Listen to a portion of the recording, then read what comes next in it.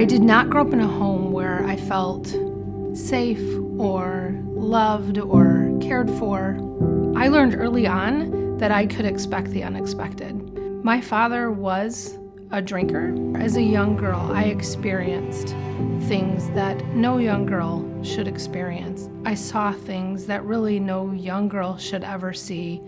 I learned that when I cried, I became vulnerable, and that was something that early on I decided I wasn't going to be.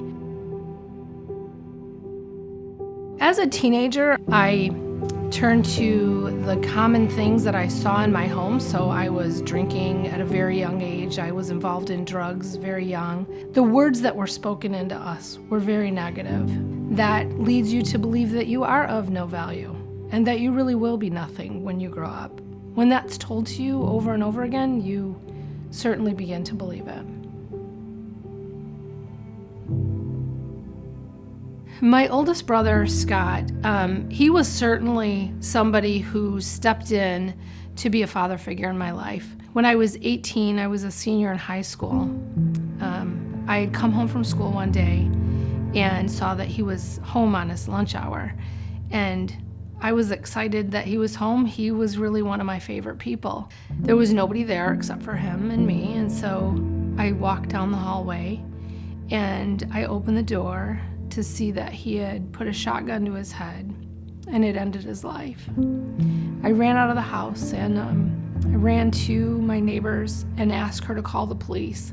They went in and I was pacing in the front room waiting, and he came out, and when he shut the door, I knew what that meant. And he said, "You probably need to call some of your family. Your brother's gone." And so in that moment, everything changed.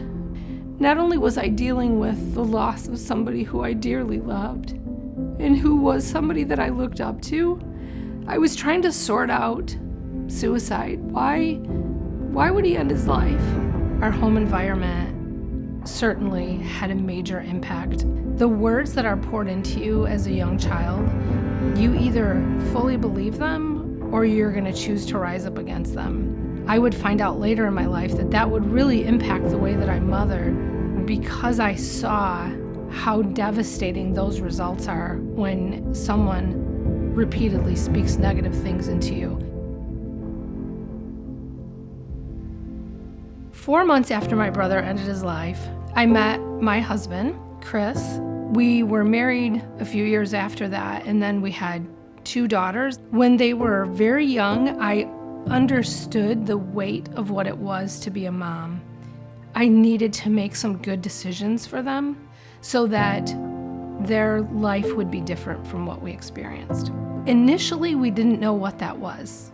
Chris had been wanting to go to church. I really had very little interest in it, but my thought was, I'm going to send them off into Sunday school so that someone can teach them about God, and I would just wait for them in the sanctuary. I had no idea that it was me that God was after. Seeing the suicide of my brother and going through that experience, I understood that what I said to my girls meant something, and teaching them that not only did Chris and I love them, but I wanted a foundation in them that no one could ever take away.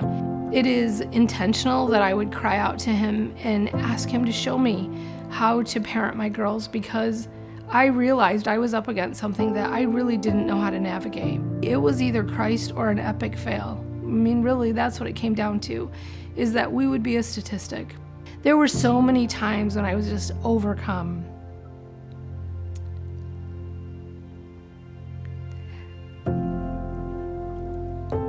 With what God had done in our life.